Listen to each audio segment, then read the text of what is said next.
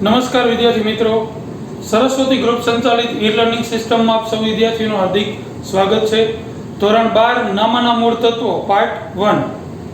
ત્યારે આપણે અભ્યાસ કરી રહ્યા છીએ ચેપ્ટર નંબર 2 ભાગીદારી પેઢીના વાર્ષિક હિસાબો, જેને નાણાકીય પત્રકો પણ કહેવામાં આવે છે। લાસ્ટ લેક્ચરમાં મિત્રો આપણે છે ચેપ્ટર નંબર 1 કમ્પ્લીટ કર્યું। એમાં જેટલા આપણે ટૂંકા દાખલા પ્લસ થિયરી ભણ્યા એ જ અહીંયા રિપીટ થશે, એનો ઉપયોગ થશે અને આપણે દાખલાઓ થશે એના। રેડી? તો જોઈએ ભાગીદારી પેઢીના વાર્ષિક હિસાબો, એને નાણાકીય પત્રકો પણ કહેવામાં આવે છે, જે બોર્ડના નિયમ મુજબ બ્લુપ્રિન્ટ મુજબ છે। આપણને આ ચેપ્ટરમાંથી એક દાખલો છે એ પૂછાઈ શકે છે અથવા તો પૂછવામાં આવે છે। ફરજિયાત માત્ર એક જ દાખલો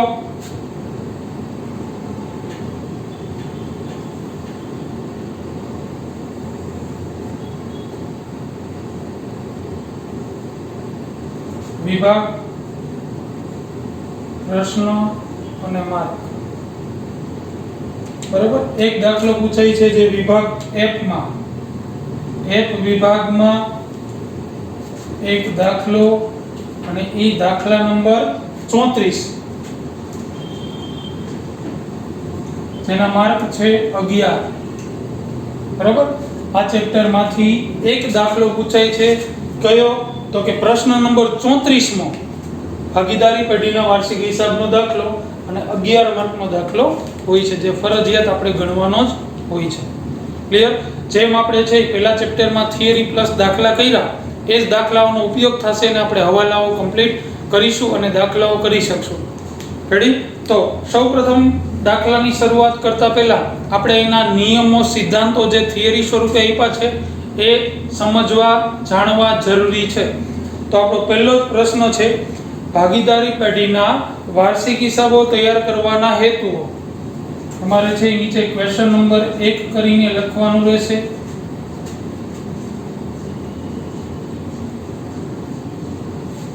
ભાગીદારી પેઢીના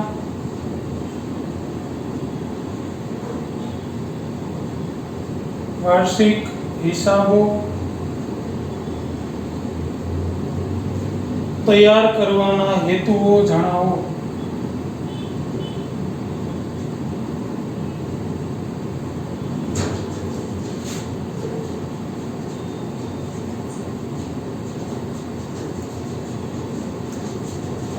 હવે વાર્ષિક હિસાબો ધંધાકીય એકમ ભાગીદારી પેઢી છે એ શા માટે તૈયાર કરે છે? આ માહિતી, આવા દાખલાઓ છે આપણે 11માના વાર્ષિક હિસાબોમાં જોઈ ગયા, પણ એમાં અને આ વાર્ષિક હિસાબોમાં ડિફરન્સ શું છે? તો કે જે આપણે 11મામાં વાર્ષિક હિસાબો જોયા એ એકાંકી માલિકીના હતા, જેનો ધંધાનો માલિક એક જ હતો, એટલે નફો કે નુકસાન એક જ વચ્ચે વહેંચાતું હતું। જેટલો નફો થાય એકને જ મળતો હતો, નુકસાન થાય તો એકને જ મળતું હતું, બરાબર। એટલે વહેંચણી કરવાનો ક્યાંય પ્રશ્ન ઊભો થતો નહીં। જ્યારે અહીંયા આપણે ભાગીદારી પેઢીના વાર્ષિક હિસાબો જોશું એટલે અહીંયા ધંધાના માલિક એકથી વધુ હશે, એટલે ખર્ચાઓ, આવકો, નફો, નુકસાન બધું એકથી વધુ વ્યક્તિઓ વચ્ચે વહેંચવું પડે, બરાબર। જેના હેતુઓ છે એ સેમ 11માના જે એકાંકીના હતા, એકાંકી માલિકીના, એ જ અહીંયા જોવા મળશે। જોઈએ એક પછી એક। પહેલું, ભાગીદારી પેઢી છે એ વેપાર ખાતું તૈયાર કરી અને કાચો નફો કે કાચી ખોટ જાણી શકે છે। પહેલો હેતુ, બરાબર। કયો હેતુ? તો કે પહેલા શું તૈયાર કરે? તો કે વેપાર ખાતું। શા માટે તૈયાર કરશે? તો કે ધંધાનો કાચો નફો કે કાચી ખોટ જાણવા માટે। એના સિવાય વેપાર ખાતા દ્વારા શું જાણી શકાય? તો કે માલને લગતી બાબતો બધી, માલની ખરીદી, ખરીદીના ખર્ચા, વેચાણ, શરૂ સ્ટોક, આખર સ્ટોક, ઉત્પાદનના ખર્ચા વગેરે છે એ વેપાર ખાતા દ્વારા જાણી શકાય। જો માલને લગતી કોઈ પણ બાબત જાણવી હોય તો તમે વેપાર ખાતું જોઈ લો, એમાં બધી બાબત તમને મળી જાય કે આખા વર્ષ દરમિયાન કુલ ચોખ્ખી ખરીદી કેટલી થઈ, ચોખ્ખું વેચાણ કેટલું થયું, શરૂમાં સ્ટોક કેટલો હતો, આખરનો સ્ટોક કેટલો છે, ઉત્પાદનના ખર્ચા કેટલા થયા, માલની ખરીદીના ખર્ચા કેટલા થયા, એ બધી બાબતો આપણને વેપાર ખાતા ઉપરથી મળે। આ પહેલો હેતુ। હેતુ નંબર 2, ભાગીદારી પેઢી નફા નુકસાન ખાતું તૈયાર કરી અને ચોખ્ખો નફો કે ચોખ્ખી ખોટ તેમજ પેઢીની નફાકારકતાનો ખ્યાલ મેળવી શકે. ચોખ્ખો નફો કે ચોખ્ખી ખોટ અથવા નફાકારકતા, જેને નફો કે ખોટ કહેવાય, બરાબર. એ સિવાય શું જાણી શકાય? નફા નુકસાન ખાતું તમે તૈયાર કરો તો તમને ચોખ્ખો નફો કે ચોખ્ખી ખોટ પરિણામ સ્વરૂપે તો મળે જ. એના સિવાય શું જાણવા મળે? તો કે ધંધાના અન્ય ખર્ચાઓ. અન્ય ખર્ચાઓ એટલે કયા ખર્ચા? તો કે માલની ખરીદીને ઉત્પાદન સિવાયના બધા જ ખર્ચાઓ, જે તમને નફા નુકસાન ખાતાની ઉધાર બાજુથી જાણવા મળે, જેમાં તમામ પ્રકારના ખર્ચનો સમાવેશ થઈ જાય, જેમ કે સ્ટેશનરી ખર્ચ, મુસાફરી ખર્ચ, પગાર, પરચુરણ ખર્ચાઓ, વીમા પ્રીમિયમ,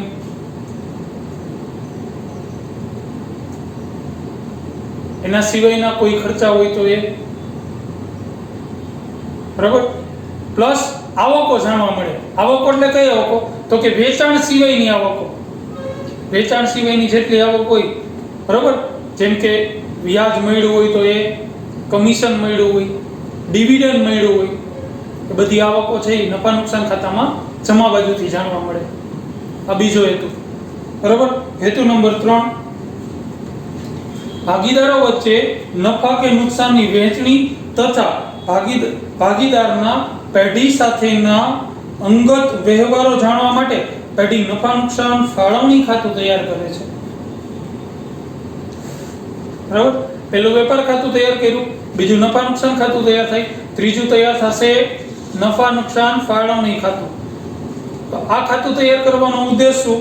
તો કે નફા કે નુકસાનની વહેંચણી જાણી શકાય. કયા ભાગીદારને કેટલો નફો થયો, કેટલી ખોટ ગઈ, એ તો જાણી શકાય. પ્લસ એના સિવાય શું જાણી શકાય? તો કે ભાગીદારે પેઢી સાથે જે અંગત વ્યવહારો કરેલા છે એ કયા કયા વ્યવહારો છે એ પણ એમાંથી જાણી શકાય. એનો મતલબ એવો કે નફા નુકસાન ફાળવણી ખાતામાં કઈ બાબતો આવશે? તો કે ભાગીદારે પેઢી સાથે જે અંગત વ્યવહારો કર્યા છે એવી જ બાબતો નફા નુકસાન ફાળવણી ખાતામાં આવશે. ક્લિયર? ત્યાર પછી ભાગીદારી પેઢીની આર્થિક સ્થિતિ જાણવા તેમજ મૂડી, દેવું, મિલકત, લેણું વગેરેનો ખ્યાલ છે પાકા સરવૈયા ઉપરથી આવે. ધંધાની સાચી આર્થિક પરિસ્થિતિ દર્શાવતું પત્રક એટલે પાકું સરવૈયું. આર્થિક પરિસ્થિતિનો ખ્યાલ આવે કે આ પેઢીની છે સ્થિતિ સારી છે, આ પેઢીની સ્થિતિ ખરાબ છે, આ ધંધાની મૂડી આટલી છે, દેવું આટલું છે, લેણું આટલું છે, મિલકતો આટલી છે.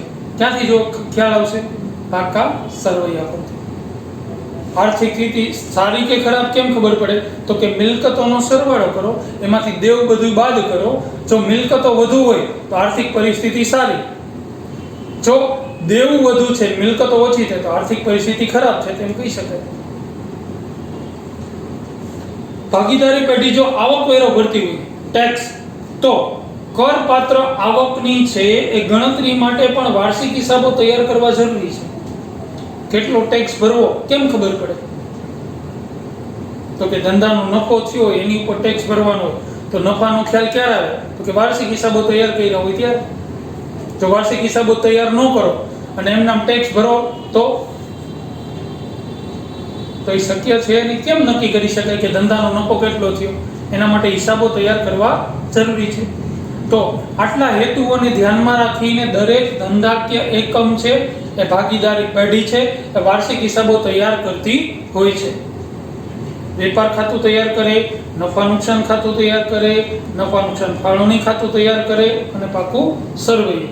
અને પછી ટેક્સ ભરવા માટે પણ છે એ કરપાત્ર આવક નક્કી કરવા માટે પણ વાર્ષિક હિસાબો તૈયાર કરવા જરૂરી છે. ત્યાર પછી ક્વેશ્ચન નંબર 2 જોઈએ.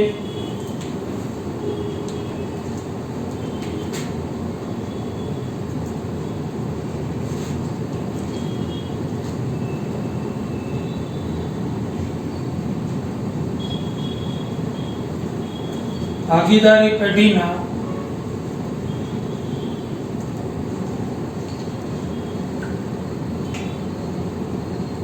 વાર્ષિક હિસાબો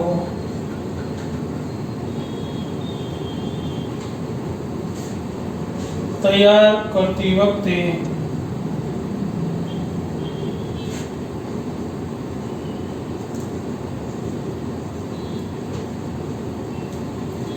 કયા કયા ખાતાઓ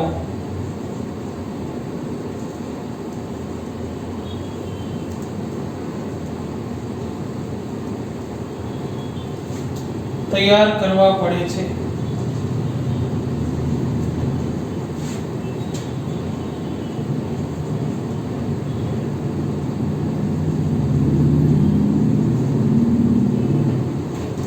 આપણો બીજો ક્વેશ્ચન છે, ભાગીદારી પેઢીના વાર્ષિક હિસાબો તૈયાર કરતી વખતે કયા કયા ખાતાઓ તૈયાર કરવા પડે છે? તો કે આપણે 11મા ધોરણના વાર્ષિક હિસાબો એકાંકીના જોઈ ગયા હતા, એમાં આપણે 3 ખાતાઓ તૈયાર કરતા હતા અને એક આપણી સગવડતા માટે એક ચોથું મૂડી ખાતું તૈયાર કરતા હતા. એક વેપાર ખાતું, નફા નુકસાન ખાતું, મૂડી ખાતું અને પાકું સરવૈયું, આમ 4 ખાતા તૈયાર કરતા હતા. અહીંયા છે આપણે 5 ખાતાઓ તૈયાર કરવા પડશે. જોઈએ પહેલું ખાતું, તો કે પહેલું આવશે વેપાર ખાતું,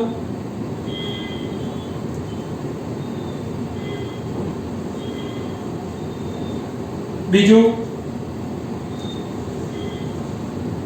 નફા નુકસાન ખાતું, ત્રીજું નફા નુકસાન ફાળવણી ખાતું,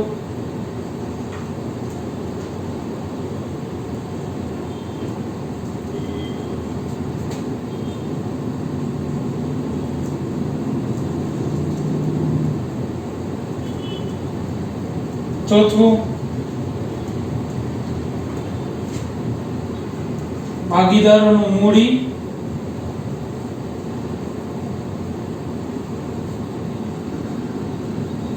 ઓબ્લિક ચાલુ ખાતું.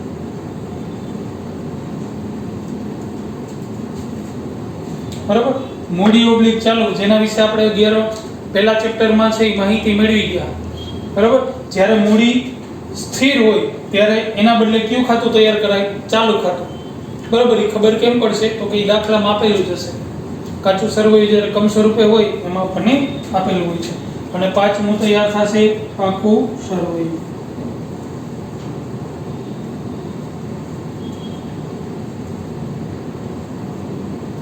આમ આપણે 5 ખાતાઓ છે એ તૈયાર કરવાના રહીએ ભાગીદારી પેઢીના વાર્ષિક હિસાબો તૈયાર કરતી વખતે. જોઈએ પેલા વેપાર ખાતું. વેપાર ખાતું એટલે શું? એનો હેતુ. હવે ભાગીદારી પેઢીનો કાચો નફો કે કાચી ખોટ જાણવા માટે જે ખાતું તૈયાર કરવામાં આવે એને કહેવાય વેપાર ખાતું. ભાગીદારી પેઢીનો કાચો નફો કે કાચી ખોટ જાણવા માટે જે ખાતું તૈયાર કરવામાં આવે એને કહેવાય વેપાર ખાતું. અથવા ભાગીદારી પેઢીની માલને લગતી કોઈ પણ બાબત જાણવા માટે જે ખાતું તૈયાર કરવામાં આવે એને કહેવાય વેપાર ખાતું. બરાબર, આની ઉપરથી આપણે કેવો અંદાજ મેળવી શકીએ કે વેપાર ખાતામાં કેવી બાબતો આવશે? તો કે માલને લગતી જ બાબતો આવશે.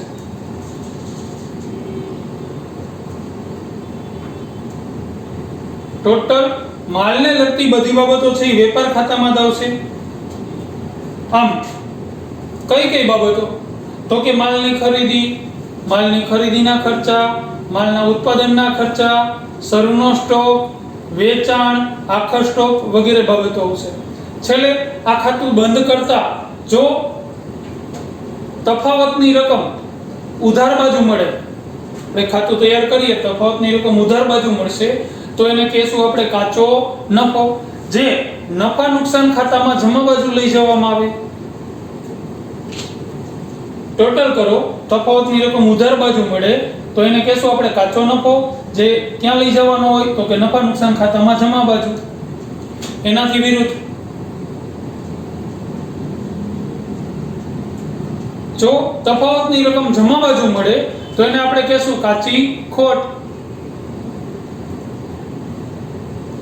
જે નફા નુકસાન ખાતામાં ઉધાર બાજુ લઈ જવામાં આવે છે. આ રીતના છે આપણું વેપાર ખાતું ક્લોઝ થશે. ક્લિયર?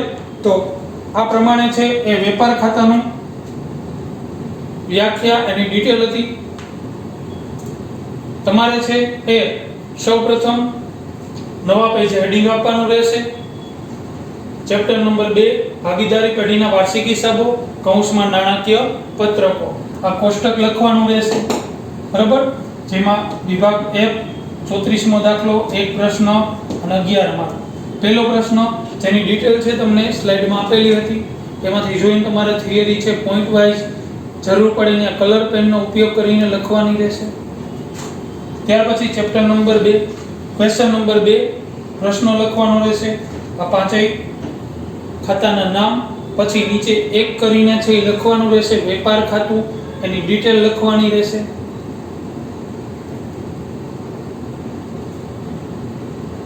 બરાબર, એ ડિટેલ લખાઈ જાય પછી તમારે છે એ પેજની વચ્ચોવચ્ચ હેડિંગ આપવાનું રહેશે. નમૂનો. બરાબર, જે તમારે છે એ ચોપડીના પેજ નંબર 35 પર આપેલો છે. સૌપ્રથમ છે ઉપર હેડિંગ આપવાનું રહેશે. ખાલી જગ્યાનું તારીખ, ખાલી જગ્યાના રોજ,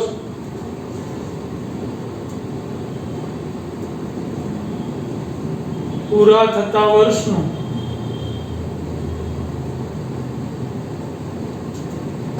વેપાર ખાતું. આ પ્રમાણે હેડિંગ આપવાનું રહેશે. પછી ખાતું ડ્રો કરવાનું રહેશે.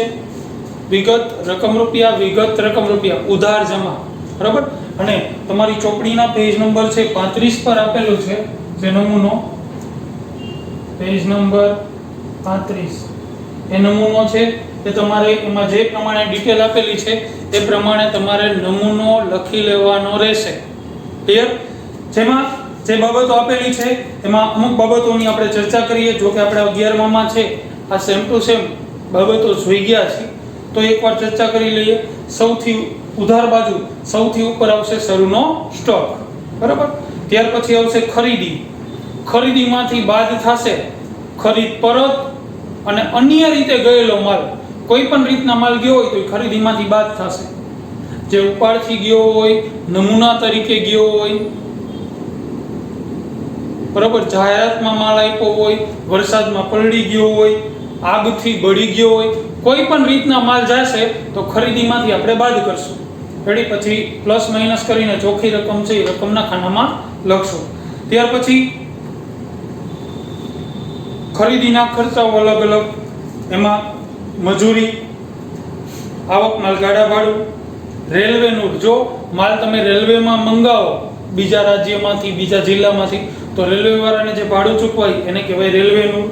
ત્યાર પછી ઓક્ટ્રોય, જેને જકાત કહેવાય. બરાબર, જકાત ટેક્સ, જ્યારે માલ ખરીદી કરો અને એની ઉપર જે કંઈ ટેક્સ ચૂકવાય તે. ત્યાર પછી આયાત જકાત કસ્ટમ ડ્યુટી, જ્યારે આપણે આંતરરાષ્ટ્રીય વેપાર સાથે સંકળાયેલા હોય ત્યારે આયાત નિકાસ છે એ આયાત જકાત આપણે માલ ખરીદી કરી ત્યારે ટેક્સ ચૂકવવો પડે.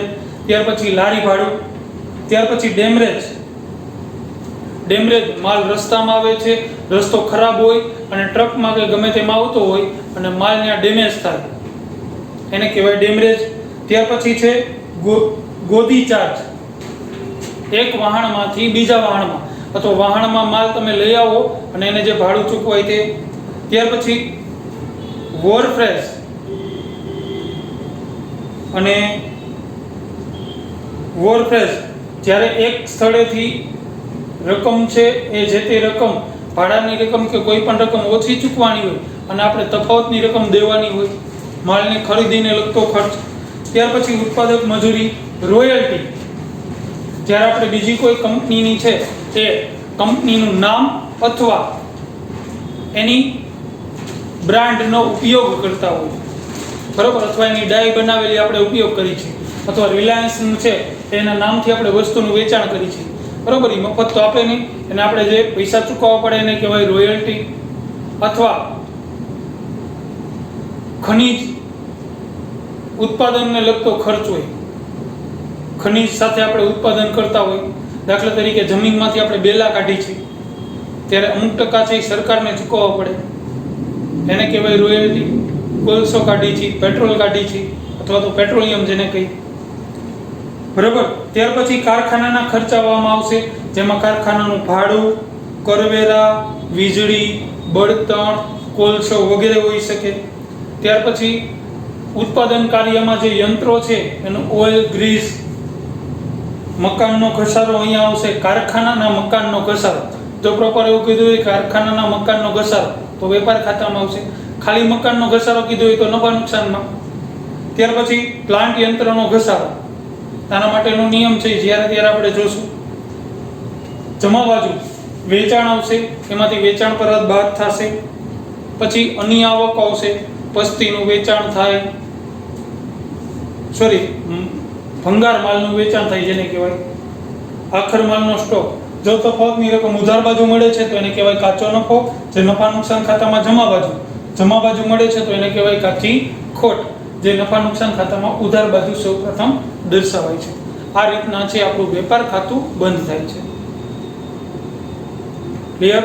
તો તમારે છે સૌપ્રથમ છે આ પ્રમાણે પહેલો પ્રશ્ન તમને સ્લાઇડમાં આપ્યું તો એમાંથી જોઈને લખવાનો રહેશે.